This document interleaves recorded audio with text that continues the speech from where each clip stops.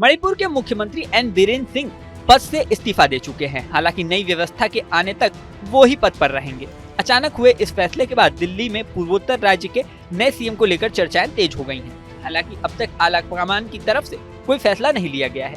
यह घटनाक्रम ऐसे समय हुआ है जब राज्य कुकी और मैतेई समुदाय के बीच जारी खूनी संघर्ष से जूझ रहा है।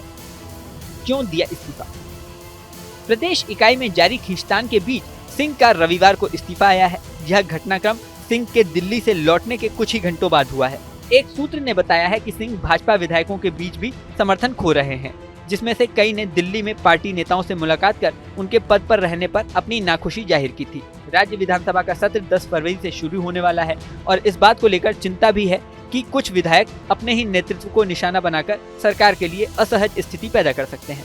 सिंह ने राज्यपाल को लिखे अपने पत्र में कहा, अब तक मणिपुर के लोगों की सेवा करना मेरे लिए सम्मान की बात रही है। मैं प्रत्येक मणिपुरी के हितों की रक्षा के लिए समय पर की गई कार्रवाई, विकास कार्यों और विभिन्न परियोजनाओं के कार्यान्वयन के लिए केंद्र सरकार का बहुत आभारी हूँ। पत्र में कहा गया है कि आपके कार्यालय के माध्यम से केंद्र सरकार से मेरा विनम्र अनुरोध है कि इसे जारी रखा जाए।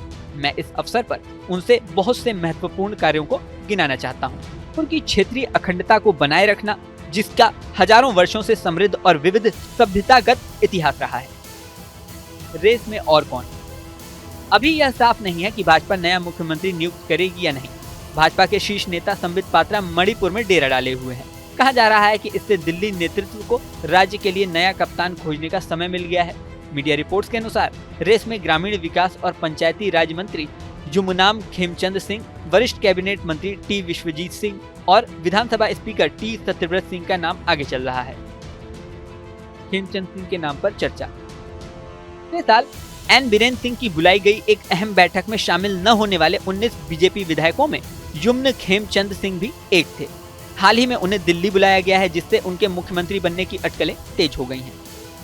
टी विश्वजीत सिंह भी दावेदार और मजबूत दावेदार हैं वरिष्ठ कैबिनेट मंत्री टी विश्वजीत सिंह।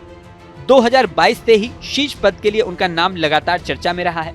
2022 में बीजेपी की लगातार दूसरी जीत के बाद भी बीरेन सिंह के विकल्प के रूप में उन पर विचार किया गया था। टी सत्यव्रत का नाम भी लिस्ट में।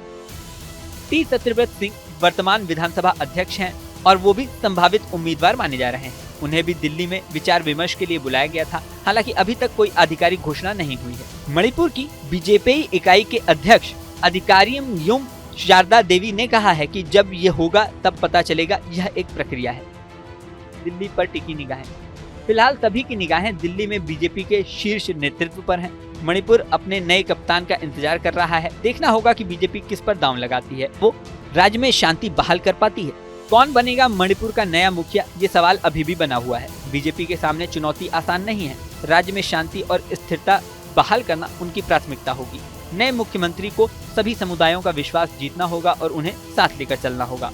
देखना होगा कि बीजेपी का ये दांव क्या रंग लाता है। मणिपुर के लोगों को उम्मीद है कि नए नेतृत्व में उन्हें शांति और विकास मिलेगा। आने वाले दिन बताएंगे कि राज्य का भविष्य क्या होगा। लेकिन फिलहाल मणिपुर में उथल पुथल का दौर जारी है।